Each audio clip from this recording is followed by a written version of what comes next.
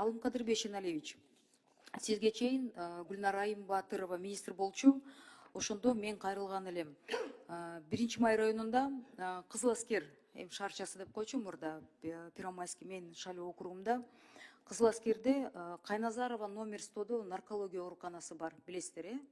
Ошонун территориясы канча гектар, билесиздерби? Азыр билип береличи.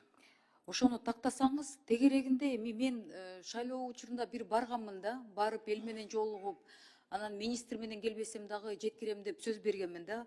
Андан кийин Гүлнара Айымга көтөргөндө барабыз, ошо көзөмөлгө алабыз деп айтылган. Андан кийин мына эми сиз келип атырсыз, кайра жазып атышат да. Азыр министрибиз алмашты дейт. Ошол суранат элекпиз. Ошол имаратка мисалы бизде деген номер 1 шаардын ооруканасына тетиги Сокулук Антоновкадан бери барышат дейт. Манас көчөсүнө чейин бүт жашагандай 15-й этот МТ болуп калат экен. Ошолордун баары кайрылабыз дейт да. Анан ушул оорукана, говорит, уже атайын что ли ушундай мындай состояние алып келдирип, кийин бул прихватизация болуп кетпей деп эл алдын ала капа болуп атат да.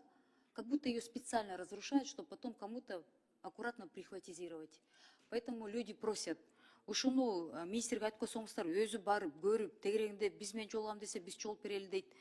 Балдарыбызга может кошумча бир имарат курулабы же ушул жагы каралабы деп аябай мында урап калган 2 имарат турат дейт. Может быть, кому-то это атайын ушу жеткирбей атабы дегенде бир мындай кызыктай ситуация деп эл түшүнбөй атат да. У меня просьба, возьмите на контроль.